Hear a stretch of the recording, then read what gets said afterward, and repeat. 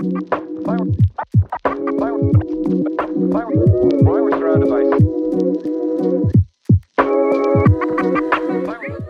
ladies and gentlemen and welcome to the School of Science. My name is Luke and this is the Everton Stadium update for the 19th of July 2024. Now, again, if my voice sounds a little bit, nasally, crackly or anything like that, I'm still at the tail end of COVID, so that's the reason. Apologies for that in advance, but let's have a little look over the site. So, in regards to everything on the East Stand right now, we're not going to be seeing much more of an update in regards to, like barrel cladding and everything, because it's all done. Everything in regards to the barrel cladding is done, so I should probably switch the focus. So the next video, I'm probably going to change the focus up a little bit and have a little bit more of a focus between the line point between the stadium and the fan plaza. I think that's probably going to be one of the better options over the course of the future, just because everything's done with the barrel cladding. It looks nice and fabulous. And I think once the AC systems or whatever is going to go in between these little gaps here goes in, that might actually blend things in a little bit better.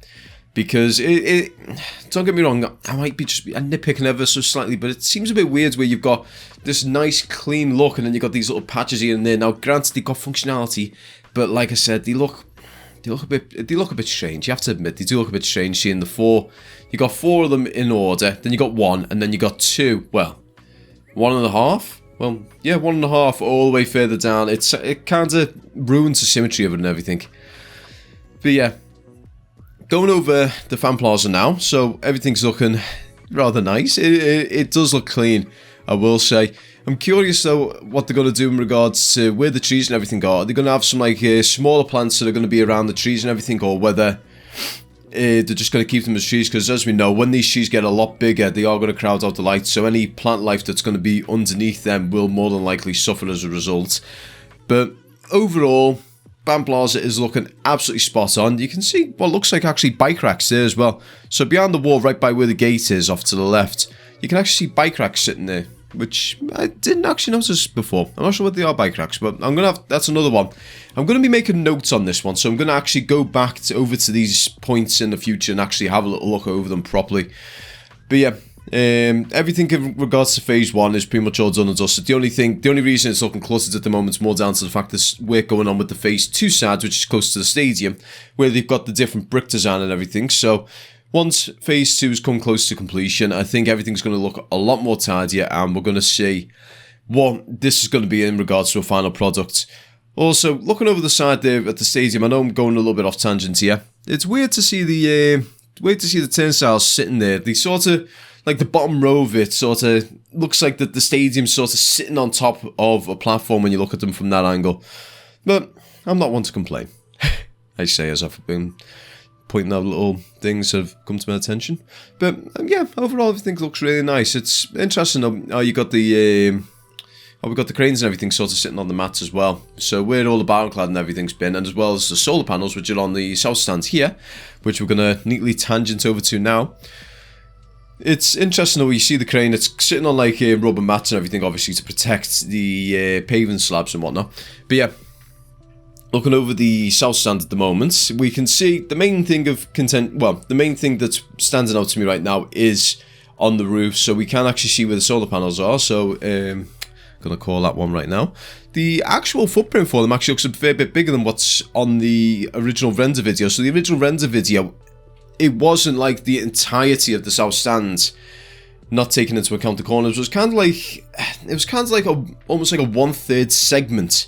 But this seems to be taking over the almost vast majority of it, which, let's be honest, it's really good that, because what Everton can do is they'll obviously have a battery array somewhere inside of the stadium where they'll actually store the energy, but anything excess they can actually sell back to the grids. Now, they sell it back to the grids at a lower rate than what the grid actually charges them for electricity, but they could actually sell that back to the grids and obviously make some form of revenue. Whether they make revenue and bring it back into the club, or any revenue generated from that could even go to Everton and the community. Also, very quickly, that's actually one of the Fred Olsen boats. I did want to try and pan over. When I saw it in person, it actually looked a lot closer than what it was, so that didn't work out as I was expecting, but it's really nice to see. But yeah, going over the West Stand now, one thing to note is the barrel cladding has moved along so significantly. So apparently they've had 6 columns done in the space of a week. They've come well ahead of schedule, so as I'm doing this video right now, they are carrying on, so the barrel cladding will actually be done by the time this video goes up live. So this is kind of in the past, so apologies on that one. What I will probably do is later this afternoon, I will actually, so when I say this afternoon, I mean Saturday afternoon, I'm probably going to go over there and I'm going to get the drone up and I'm going to get a photo of it completed so we can actually see that all done, because hopefully it should be completed before maybe 3 or 4 o'clock this afternoon, fingers crossed. But overall, it's so close to being done, and even though we've had a little bit of a hiccup when it comes to the whole thing with the Freaking group, what we need to take into account is this is fairly common practice when it comes to football clubs.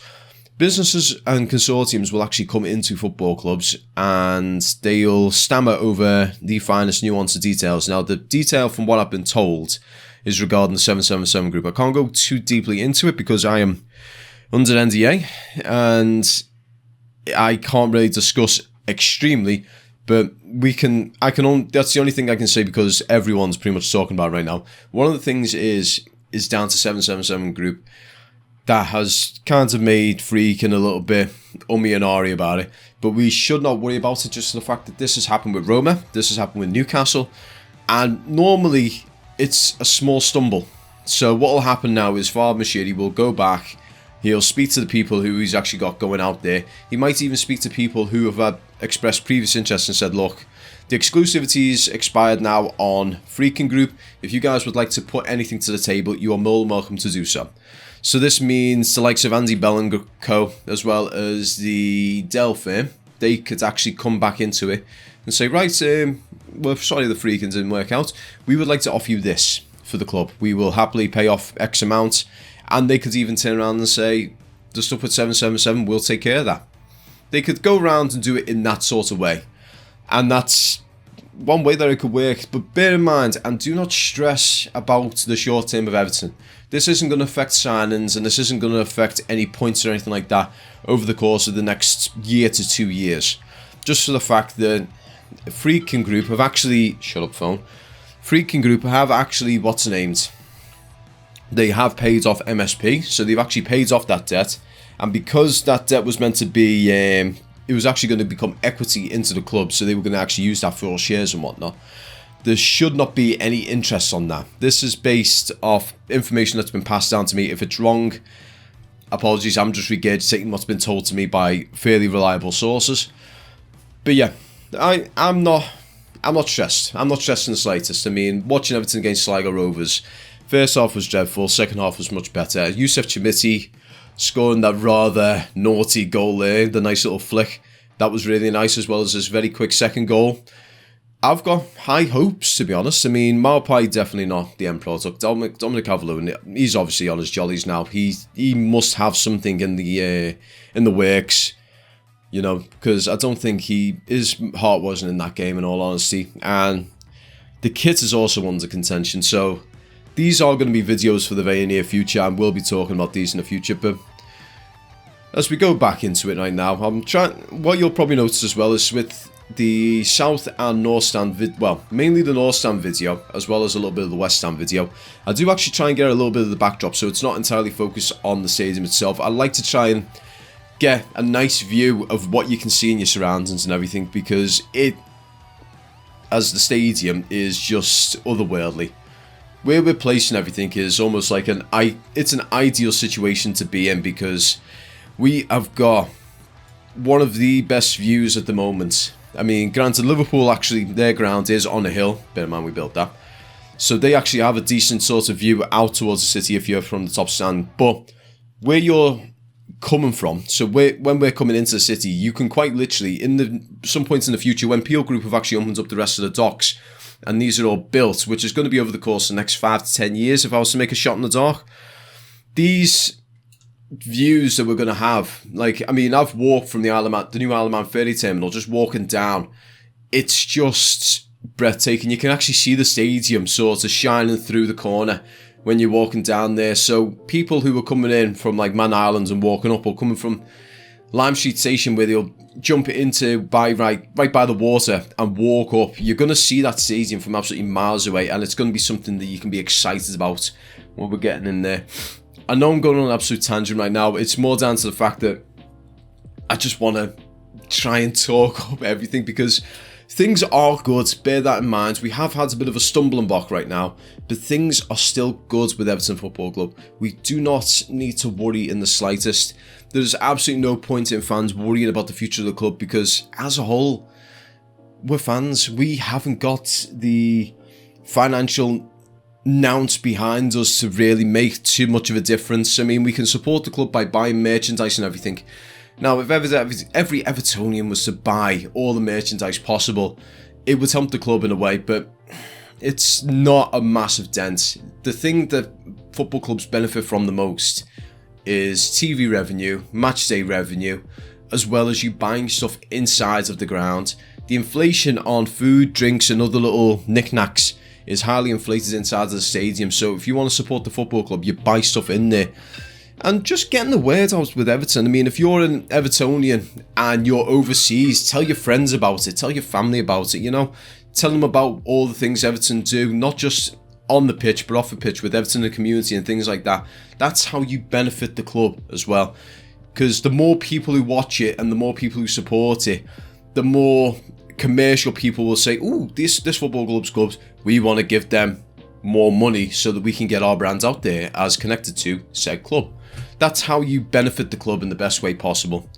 But I have went on a complete and utter tangent here. Apologies. In all honesty, there's not too much in terms of a difference with the ball right now. It's less heavy machinery equipment and more little bits here and there where they're going to be working on getting stuff onto the pitch. But in any case, guys, take care, have a great weekend, and peace.